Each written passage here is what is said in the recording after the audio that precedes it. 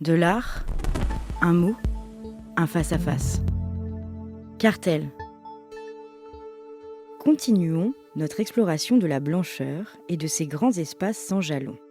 Nous allons aujourd'hui essayer de comprendre ce qui parfois nous inquiète ou nous angoisse dans les œuvres minimalistes. Cartel pose aujourd'hui cette question centrale. Qui donc a peur du blanc ? À la fin des années 90, donc lorsque j'ai commencé Jean-Charles Veyne. à travailler au Fonds régional d'art contemporain Auvergne, donc il s'agit pour un FRAC de constituer une collection d'œuvres d'art qui est censée être représentative de la création contemporaine, sachant que la collection du FRAC Auvergne, à cette époque-là, était totalement, exclusivement spécialisée sur la peinture. Un des membres de ma commission d'achat avait proposé l'acquisition d'un tableau, d'une peinture d'un artiste qui s'appelait Martin Barret, qui est un très très grand peintre auquel le musée d'art contemporain de Genève a consacré il y a quelques mois une grande rétrospective, qui est un peintre présent dans les collections du Centre Pompidou et des plus grands musées du monde, des plus grandes collections privées.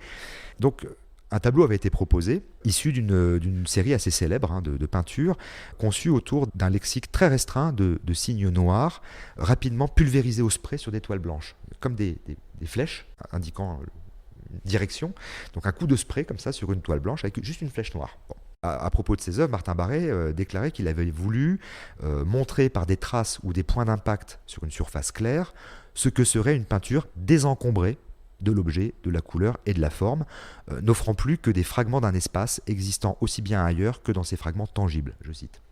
Donc en d'autres termes, il s'agissait pour lui d'expérimenter le trait pour le trait, presque dans une manière quasi extrême-orientale, antique.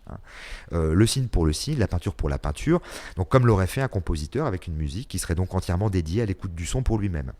Cette peinture a été refusée, ce qui était terrible, parce qu'on refusait un artiste vraiment important, qui à l'époque était probablement sous-représenté dans les collections publiques françaises. Depuis, ça a été largement rattrapé, et ce sont d'ailleurs de jeunes peintres américains qui ont redécouvert Martin Barret. Donc la reconnaissance de Barret est revenue en France par l'intermédiaire des États-Unis, et la cote de ses œuvres a depuis vraiment explosé. Voilà.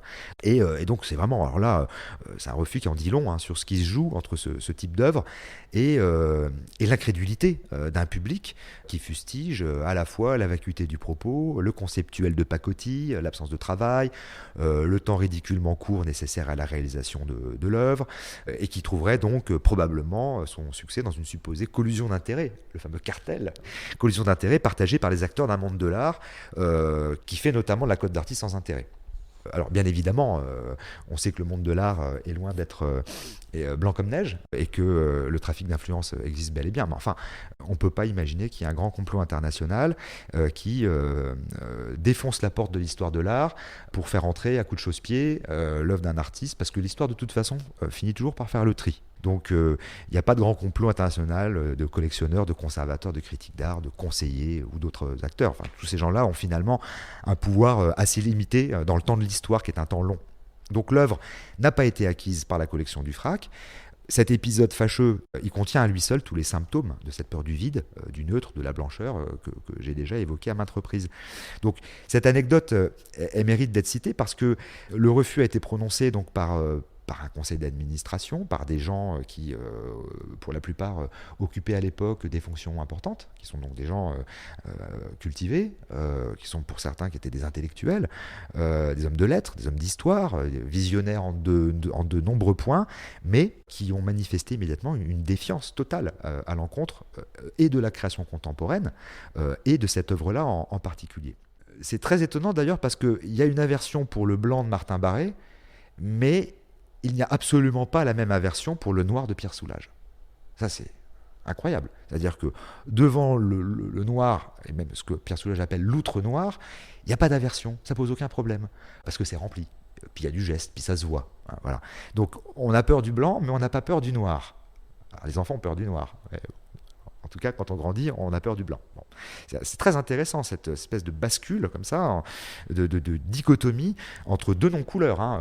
Je l'ai dit, blanc, addition de toutes les couleurs du spectre lumineux. Noir, c'est l'addition de toutes les couleurs de la palette du peintre. Bon.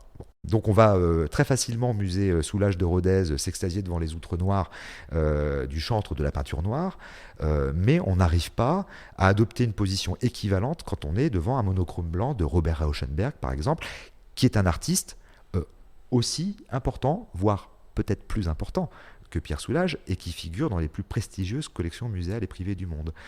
Et ça, alors, cette déclinaison autour du blanc, il suffit de se balader dans un musée d'art contemporain et d'écouter ce que les gens disent dès qu'ils passent devant quelque chose qui est plus ou moins blanc.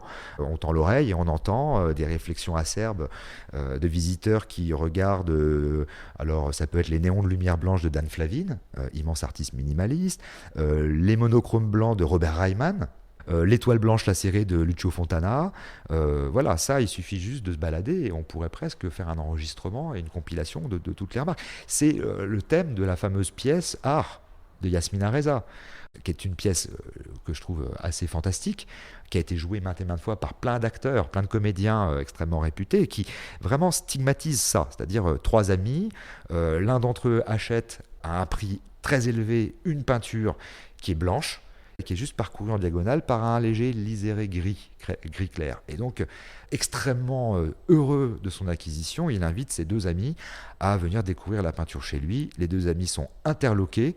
Le premier se met en colère. Le deuxième n'ose pas trop, sait pas trop quoi penser. Et toute la pièce va consister à convaincre l'acheteur du tableau qu'il a fait une énorme bourde, et les trois amis vont vraiment finir par s'engueuler. C'est-à-dire que ça va générer des réactions d'abord d'agacement, puis épidermique, puis de colère.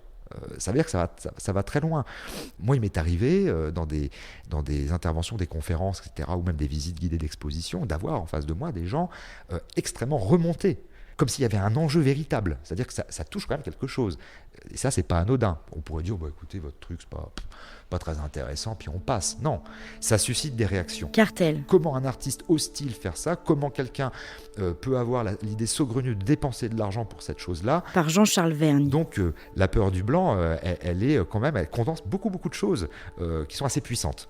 Jean-Charles Vergne est critique d'art et directeur du FRAC Auvergne. Cartel est à retrouver en téléchargement sur toutes les plateformes de podcast.